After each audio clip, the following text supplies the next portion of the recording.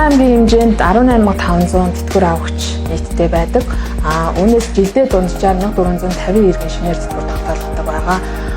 Эдгээр иргэд маань өмнө нь тэтгэврийн тэмдгийг биеэр ирж нэгэн даатгын хэлцээр авдаг байсан бол 2020 оноос хойш дахин мэдвэрч хэлснээрээ төрийн мэдээллийн нэгдсэн систем болох e-Mongolia захин уудсанд дутснаас тэтгэвэр тогтоолтын хуудсыг авдаг болсон. e-Mongolia захин систем рүү өөр нь ихээр нэвтэрч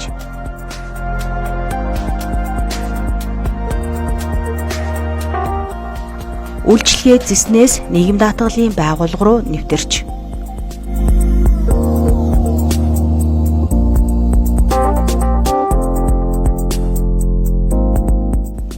өндөр насны тэтгэвэр тогтоолтын хуудсыг сонгоно.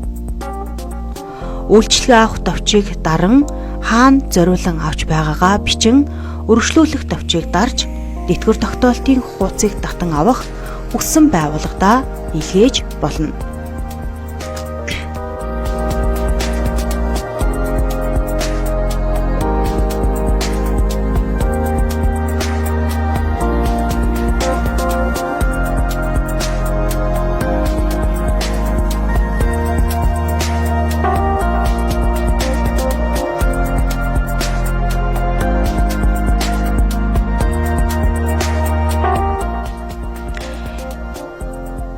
Тэтгэврийн дэвтэр цахим хэлбэрт шилжснээр иргэд нийгэм даатгалын хэлтэс болон харилцагч банк руу сар бүр очих шаардлагагүй болсон.